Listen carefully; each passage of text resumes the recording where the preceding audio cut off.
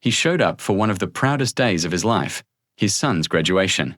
A decorated black Marine, Derek Coleman, stood tall in uniform, ready to watch his child walk across that stage. But in an instant, pride turned into humiliation. 2 guards approached, eyes cold, and ordered him to leave. No crime. No reason. Just the color of his skin. The room grew tense, the whispers sharp, as his son looked on in disbelief. But what happened next would silence every voice in that hall, and leave a question that still demands an answer. His son, Jamal, was the first in their family to graduate with honors.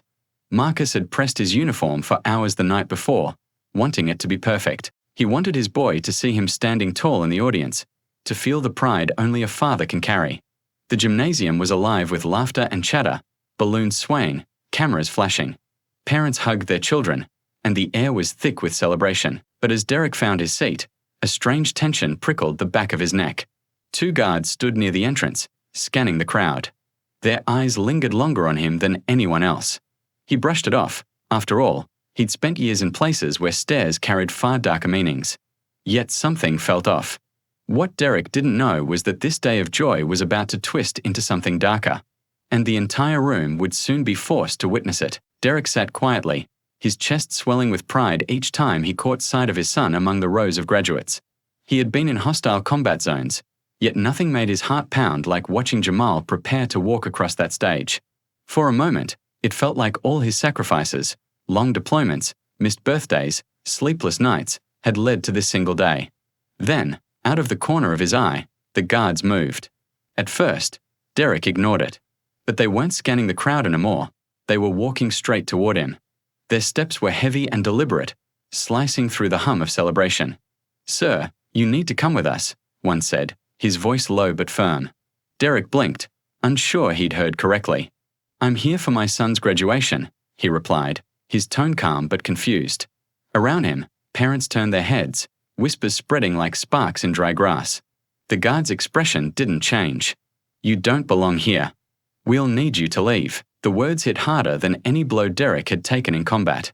He straightened in his seat, his uniform crisp, medals gleaming faintly in the gym's bright lights. Every stitch of that uniform told a story of loyalty, honor, and sacrifice.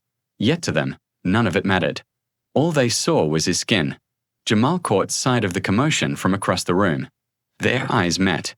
The boy's smile faltered, confusion clouding what should have been the happiest moment of his life. Parents began murmuring.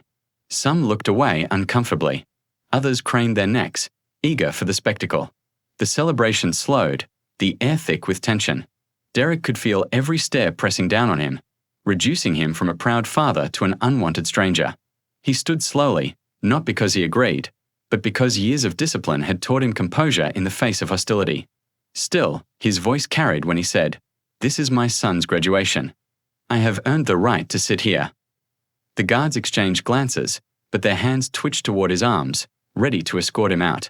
One stepped closer, his tone sharper. "You can leave quietly, or we can make you."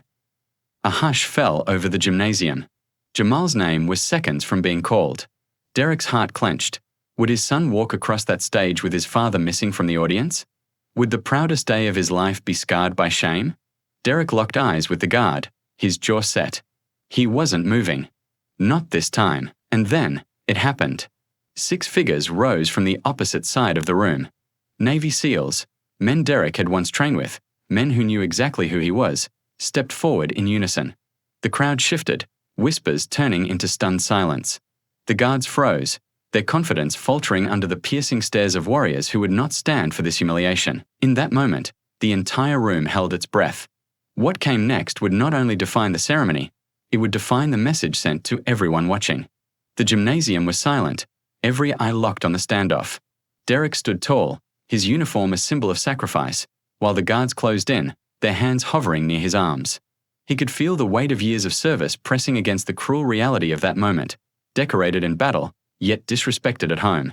"Move," one guard hissed, his voice sharp enough to cut the air. Derek's pulse pounded in his ears. His son was only steps away from hearing his name, from living the dream Derek had fought to give him. And here he was, being told he wasn't worthy of even watching. Then came the sound of chairs scraping the floor. 6 Navy SEALs, broad-shouldered and unflinching, stepped forward. Their presence shifted the atmosphere instantly. No longer a graduation crowd, but a battlefield of dignity and truth. The guards froze, their confidence crumbling under the weight of those stares. One SEAL spoke, his voice calm but commanding. "This man isn't leaving. He's earned more than any of us standing here." The words echoed like thunder. Parents gasped. Students leaned forward. Jamal gripped his diploma folder tighter, his eyes glistening as he watched strangers defend the man he called father. Derek's throat tightened, not from fear but from the raw clash of humiliation and pride. For the first time, the guards hesitated, realizing the room was no longer on their side. And then, silence. Not a sound, not a whisper. The air hung heavy with one question no one dared to ask out loud. Would they force a decorated black Marine out of his son's graduation? In front of the very men who once trusted him with their lives? The moment teetered on a knife's edge, ready to tip into something unforgettable. The guards didn't take another step. Faced with the silent wall of 6 Navy SEALs, they backed away, their authority crumbling in the shadow of respect Derek had truly earned. The tension in the gym broke, not with cheers, not with applause, but with a silence heavy enough to make every person in that room reflect on what they had just witnessed. Moments later, Jamal's name was called. He walked across the stage, his eyes never leaving his father's. Derek stood proudly, his presence unshaken, and in that moment, father and son shared something stronger than words. Pride, pain, and the unspoken truth that even honor, even sacrifice, can be overshadowed by the color of one's skin. The ceremony ended, but the weight of that day lingered. For Derek, it was another battle in a war he thought he had left behind. For Jamal, it was a lesson far too cruel for someone so young, that no achievement, no celebration, is safe from a shadow of prejudice. And for everyone else in that gym, it was a mirror, a reminder that racism doesn't always shout. It often whispers, disguised as rules, uniforms, or authority. But when it appears, it forces a choice: stay silent or stand up. Derek's dignity was defended that day, but how many others walk alone, without a voice to rise for them? How many graduations, job interviews, or ordinary days end in humiliation simply because of skin color? This story was not just about one Marine, one father, or one graduation. It was about all of us. About a question America still refuses to answer. How many more times will this happen before silence finally breaks into change?